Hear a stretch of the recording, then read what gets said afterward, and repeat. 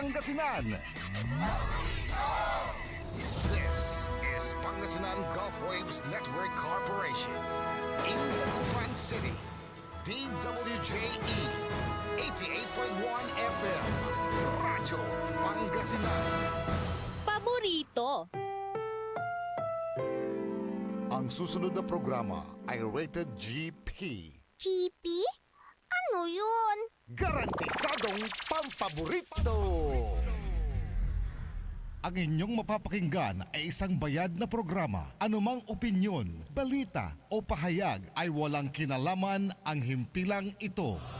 PAM Sabinmalay. PAM Sabinmalay. Paninilbihan, agresibo, matapat para sa mabilis na ikauunlad ng bayan tuwing Lunes, Merkules at Biyernes alas 8:30 hanggang alas 9 ng umaga. PAM Sabinmalay. Dito lamang sa inyong paboritong himpilan. DWJE 88.1 FM. Radyo Pangasinan. PAM Sabinmalay.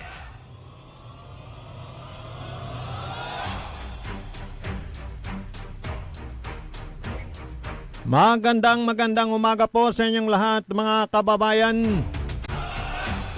Wadyala sa programa na pitalaran nyo at ating tanagagik. Lalada saray kabaluyan tayon tagabalay na binmalay. Sa da programa na PAM, paninilbihang agresibot na matapat. Sa binmalay at ating tanagagik, bayan muna bago sarili. Siyempre, kolob kantabayo sa amigo yo RJ Vera Jimenez at your service. Dana siyempre sa kaibatayod saya na programa may eternalugay. Sir Leon Elorde Castro Jr. Good morning, Sir Leon. Good morning, Sir RJ. Saya kantabay mo sa ating programa PEM. Ang aparom sa Oscar na Binmalay, Leon Castro Jr., magiging na lugay, yung masanto siya kabosan, tan maabig, at sa amin na listeners, tan sayang babantay at sayan, programa tan PAM at Binmalay. On, tan kami amay, susara may mangiter na reaksyon, misal salamat na walayan programa.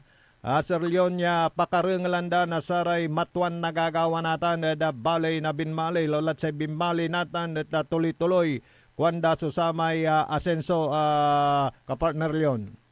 On katuyapan na agi at saya so marakap yan agaway wala so sa kuya radyon pa dalamantan pakanungan na nanture kailangan na binmalit sa nagdagan itikset pa sayan programa ta partner agi tandam saya patas sa panahayag ang gano title to PEM action na binmalay katuwa na rin sa struggle likod na tagawa tayo na piano na nang da narinig na tartariwa na makapag-feedback iranong kailangan dan ibagay pasabihin ng Mayor Pete Merera, partner RJ.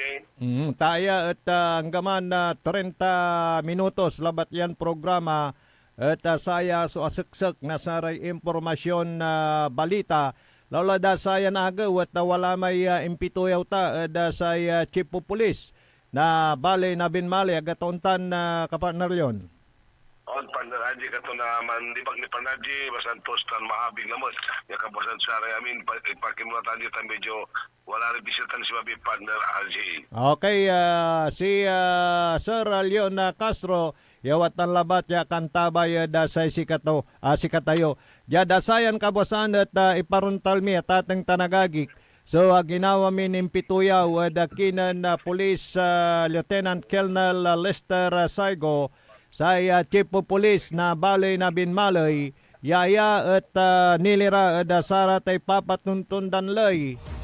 Diyan po sa bayan ng Binmalay, Dengalyuya at makanakana irayan impormasyon lada saray motorista yung dadala na da balay na Binmalay tan sikira na motorista dita na da balay na Binmalay ta wadya na discuss me so sara may gagondang preparasyon da say manasing garlan piyesta wadyan na tupot mimat so saratay gagondaran na pulaing pian na paer so satay naliliknan na ulit na trapiko dita na da say balay na Binmalay. So partner Leon, wadjaya iparuntal ta simpitoyaw ta dakinan Police Lieutenant Colonel Lester Saigo na Binmalay. Ating Sir Archie at kay Sir Elorde. Magandang umaga po sa inyo lahat. Ang peace and order situation po natin dito sa bayan ng Binmalay ay currently very peaceful po tayo. Wala po tayo may tatalang mga krimen sa simula ng pagpasok ng taon. Meron lang po tayo mga naitatalang mga vehicular traffic incident which is very minimal.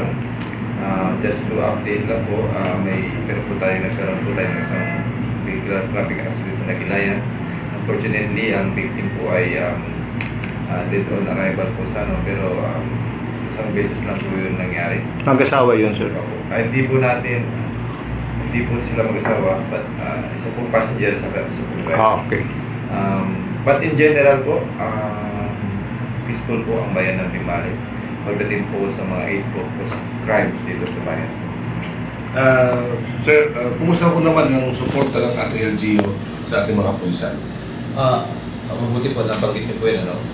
Napaka-saya po namin. We are very fortunate dahil po napakaganda po ng samahan ng LGU at ang police, kung saan very supportive po ang ating local chief executive pagdating po sa operational and financial assistance na nagagamit ng ating kapulisan pagdating po sa mga police operations namin, sa paggandak po namin, for example, ng ating mga operations para sukuin po ang mga kriminal to deter them para pumasok po sa bayan ng Binmalay.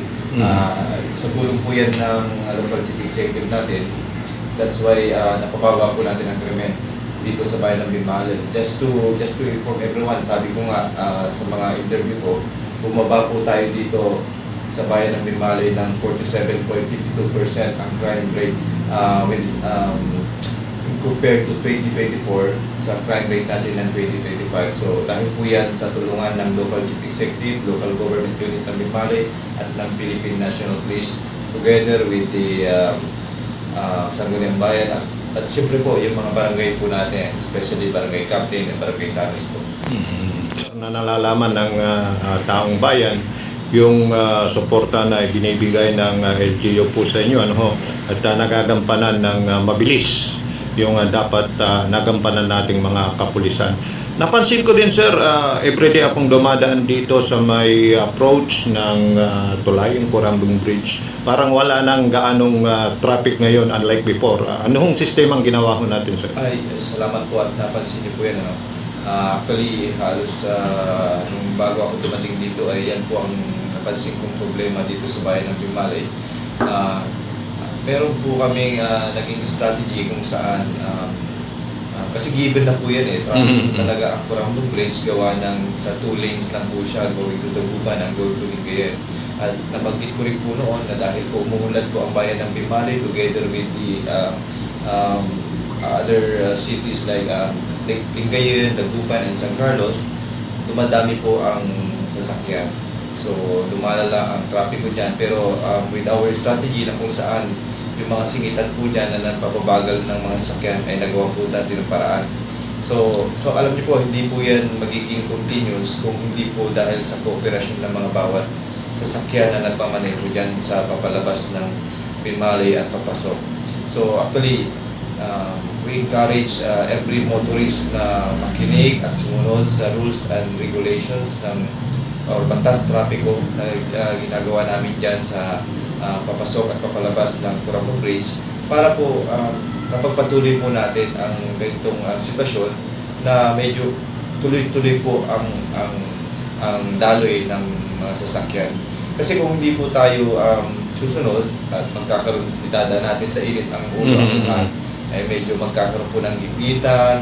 Yun po ay nagiging cause ng vehicular traffic accidents. At abala, at lalong abala yun, sir. Kapag po mayroong huminto dyan sa tulay, yun na po ang umpisa ng build-up. Anyway, if ever hindi natin maiwasan magkaroon ng incident dyan sa tulay, andyan po ang kapulisan. Meron po tayong pulis dyan sa may Caltex, at meron din po tayo dyan sa may Corambong area, at meron din po tayo dyan sa Biak to respond immediately pag nagkaroon po ng mga vehicular traffic accident po dyan. Sir, alam niyo, nakikita natin sa Binmali ngayon na kukunti ang crime lalo sa mga bigger extent dahil po doon sa ikinupuso ngayon yung mga rules na dapat yun po sa mga motorsiklo. Nakita namin na mga chief nyo, ito yung ang ating mga kababayan ngayon, nagsasabi nila maganda yan dahil naiwasan ang mga aksidente sa kalsada natin, sir. Opo, actually, it's already given to us. Given na po yan ang trabaho ng police. Mag-conduct ng checkpoint, ng police presence, o plansita para po maiwasan ang aksidente. Actually, ang very common cause ng accident dito sa bayan ng Bimalay ay yung mga motorista na nakainom pag nagbabiyahe. Yun yung number one cause, which is medyo dinadaan nila sa yabang ang pagdadrive, kaya po sila na-aksidente. So, actually, malaking tulong po talaga yung ginagawa namin yun kasi napababa po namin yung vehicle traffic accident. Pero, hindi po namin talaga maiwasan na magkaroon ng traffic accident. Kasalanan po yun ng mga motorista. Kami naman po ay nandiyan dyan para lang tumulong.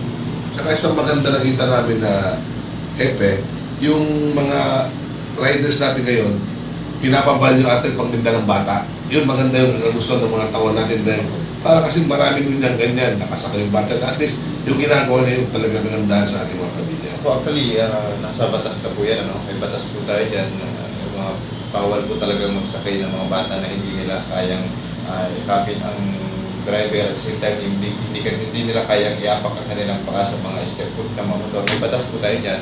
Meron din po tayong batas sa helmet. Matagal na po yan. Ang problema lang, yung iba hindi nila alam na mayroon palang batas na ganyan at meron din tayong ordinansa dito sa bayan ng Bimalay. So actually, pinurso po yan ng ating butihing mayor na i-implement po ng mahigpitan ang no helmet policy at yung mga pagsakay ng mga bata sa mga motor. So inumpisahan po namin yan sa warning. Siyempre, mga kababayan po natin yan, nag-warning po tayo. Lately lang, nag-impit na po talaga kami. We issue traffic citation tickets doon sa mga taong nagbabayad dito sa bayan ng Bimalay. Either bisita man siya or taga dito sa Bimalay.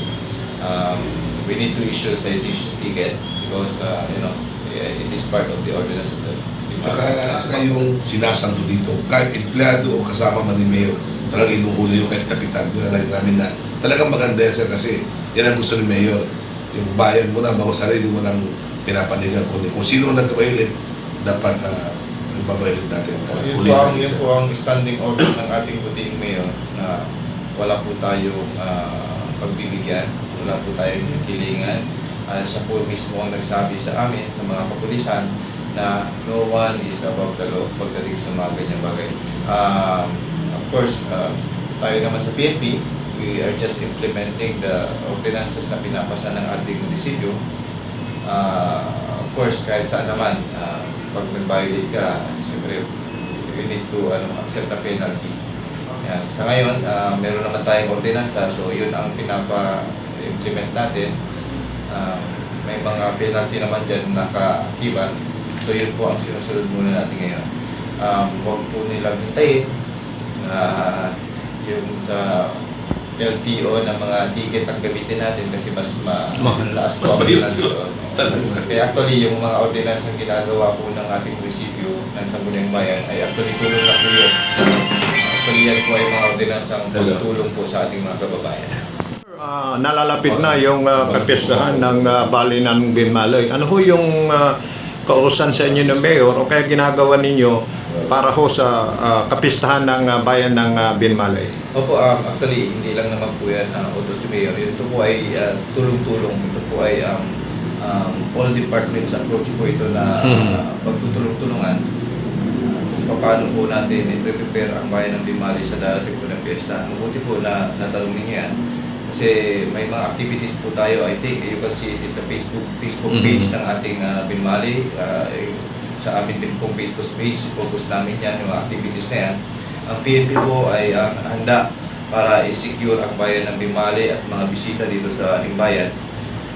May mga activity po tayo doon na yung pinaka-grand activities like civic parade, procession at ang Galutan night to include the Binibining Bimalay. Of course, yung ibang activities po, the PNP and the other force multiplier ay dyan to secure. Mag-focus lang po tayo dito sa mga big event like Civic Parade and Procession, that is on January 31. Meron po tayong mga closure, mga rerouting roads, rerouting ng mga vehicles. So, antabayanan po ninyo ang aming final posting ng mga ito. Pero at least I want to inform the public, especially the motorists, na magkakaroon po tayo ng rerouting, closure ng roads dito sa mismong poblasyon na pagdadaanan po ng Civic Parade in the morning at procession in the afternoon sa January 31. And to add, meron po tayong kalutan sa February 3. So, magkakaroon din po tayo ng rerouting, especially those heavy vehicles. Kaya lang po namin i-accommodate sa poblasyon ng mga light vehicles para hindi po magkaroon ng jamming at traffic dito sa mismong poblasyon ng Bayan ng Bimali. Siguro kung marami ka tanong pero ka pa, wala na. Wala na. So, Ano na lang, parking words mo sir, para sa lahat ng ating makababayan sa Bitmali na malaman nila yung mga pinupus natin ng mga dapat alituntunin sa mga motor vehicle para tayo malaman natin mga kababayan na bawal na makasakay mga bata, mga ganun, para mabigyan sila ng Dito po sa bayan ng Bimali, kung kaya naman po ng ibang bayan, bakit hindi sa Bimali? Ano po? So dito po sa bayan ng Bimali, maipit po namin pinatutupad ang no helmet, no travel policy. At the same time, yung batas at ordinance sa pagdating po sa pagsakay ng mga bata sa motor. Casualties during accidents. So at the same time, sa mga motorista, iwasan po natin uminom ng sobra. Pwede naman uminom, wag lang sobra. Lalo na kapag kayo po ay magmumotor, pauwi ng inyong bahay.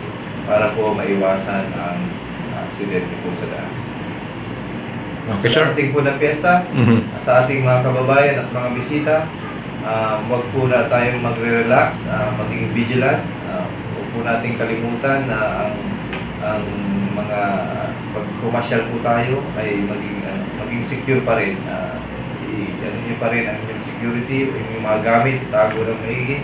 Pag alis ng bahay para pumasyal, ilak at siguraduhin ang secure ang inyong mga kagamitan. Yun lang po.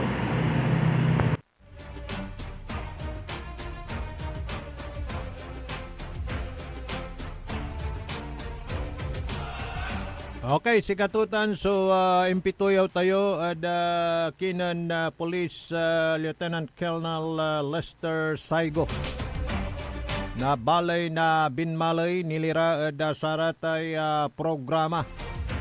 Yay papatuntuntutan da balay na binmalay tapyano januntan at na-maintain. So, peace and order situation, bali-bali, maong so panamalay. At diyada sa may kabatan tayo malit yaganggan ng Mayor Pedro Pet Merera at say sikato at sa tay walang arburan kung sino yung nagkasala at lumabag sa batas, lalo la sa batas trapiko. Ang kaputay lapud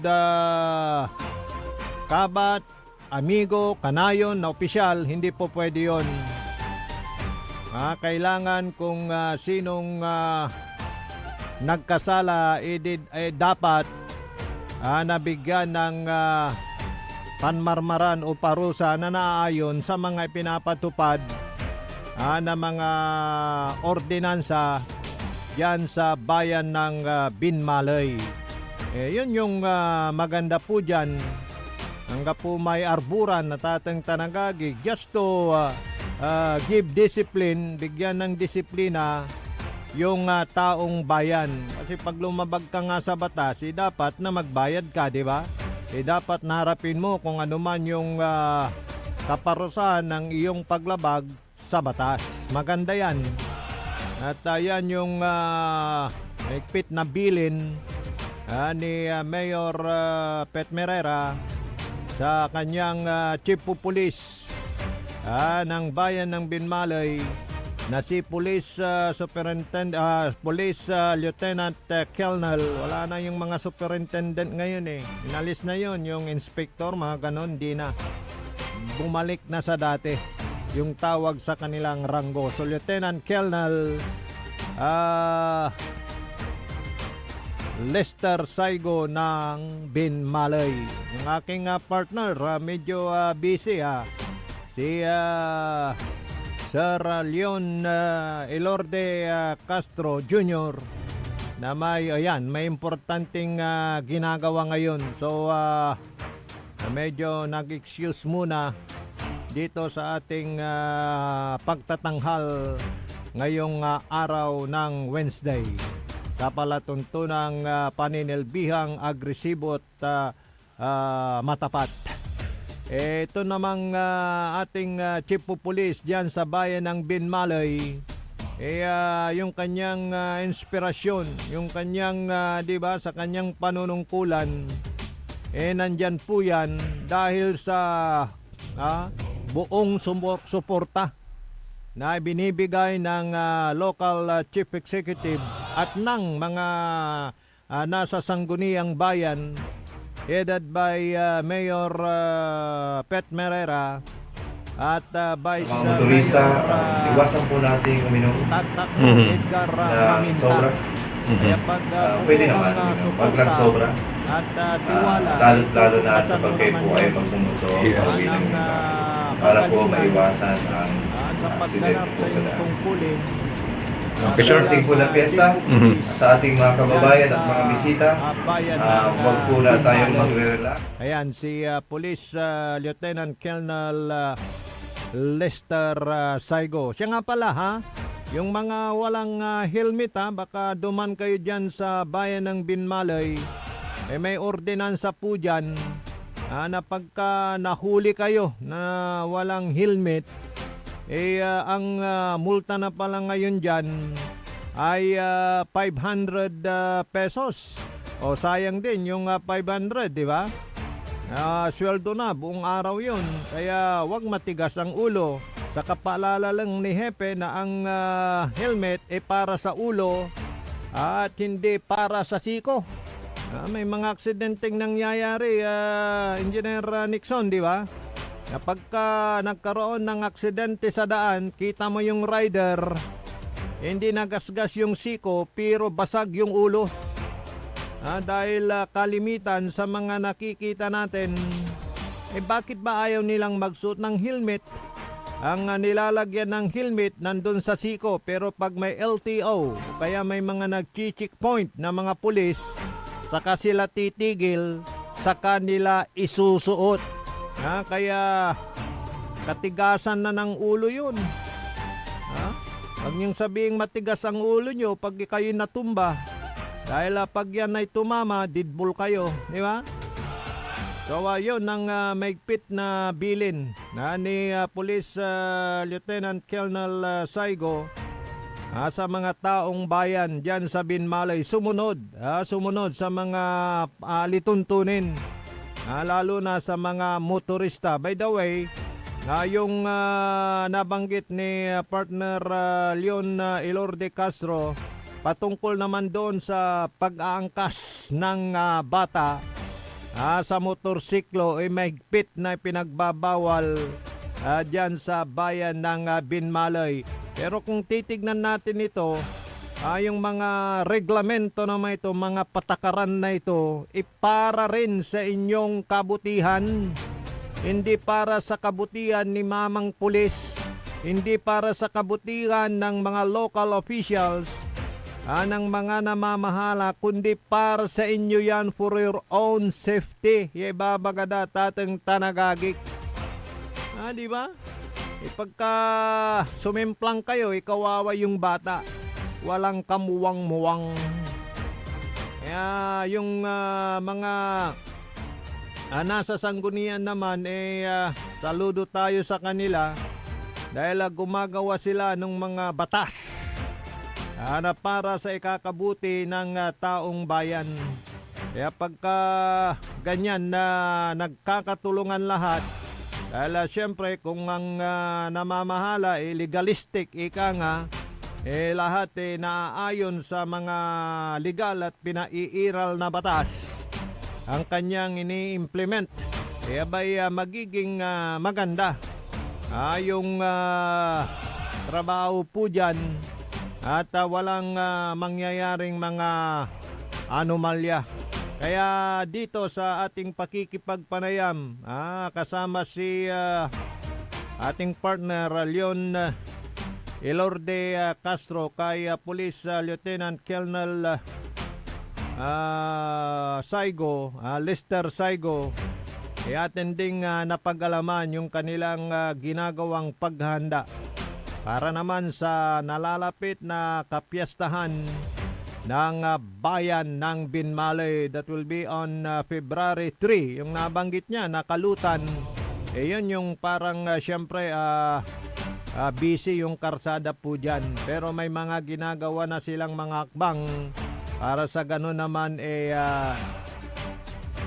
mabigyan ng atensyon yung pagbigat ng daloy ng trapiko dyan sa bayan ng Binmalay. Ganyan, yung may proper coordination, walay talusan na balang sinansakay, lauladasar opisyal na balay, kanasaray kapulisan, at say pansumpalantutan maong panamalay, maong panagsilbi, at saray umbalay, wadtan so sa may kwanda, yano say pansisilbi, but talagan wadtan so dedikasyon, wadtan so katapatan, at talagan na itermoso impuspuson serbisyo, at saray pinapablin kabaluyan. Bawal ang nakainom pag magmamaneho. Hindi naman bawal ang uminom kung anong heavy ballot. Pero siyempre, aliwan sa may sobra, drink moderately. Kasi karakalan na sara may nadidisgrasya. Actually laula da motorsiklo at aramay akainom na sobra. Aramay abwanges abwok. Walay kwandaray yung kumpare kong ang manginginom. Hindi na Nixon dumamay abwanges, dumamay akainom. Ano abuangas ka kuno sobra. No kainom ka, minom kalabat na dessert. Pero no abuangas ka, tamay talagan mantong-tongging ka. So yan po ang ating ginawang pakikipagpanayam sa Chief of Police ng Binmalay, Pangasinan. At nasabi niya na buo ang suporta sa kanya ng pamahalang lokal sa liderato ni Mayor Pedro Abalos Merera, Pet Merera. Ang kapulay malaam ya oras sa sayang programa tayo tatang tarangagik 30 minutos yanapno na sara impormasyon balita. Nilira da sara makanakanan impormasyon di tanah da balay na Binmalay. Da programa tayo na PAM paninilbihang agresibot matapat sa Binmalay. Yada ngaranan na partner ko dahil Leon Elorde Castro Jr. Wala importante na kakatungtungtod sa rayon momento. Akaulo pakantabayo, amigo yo, RJ Berayemenes at your service always. Ang kalamat na da agaw na Biyernes, manulot tayo da sayan programa PAM. Masantosan maabig yakabosan at balang sinansakay. Ang inyong napakinggan ay isang bayad na programa. Anumang opinyon, balita o pahayag ay walang kinalaman ang himpilang ito. PAM sa Binmalay. PAM sa Binmalay. Paninilbihan, agresibo, matapat para sa mabilis na ikauunlad ng bayan tuwing Lunes, Merkules at Biyernes alas 8:30 hanggang alas 9 ng umaga. PAM sa Binmalay. Dito lamang sa inyong paboritong himpilan. DWJE 88.1 FM Radyo Pangasinan. PAM sa Binmalay. Ikaw at San Miguel Pale Pilsen. May history kayo, no? Sabi ng lolo ko, ang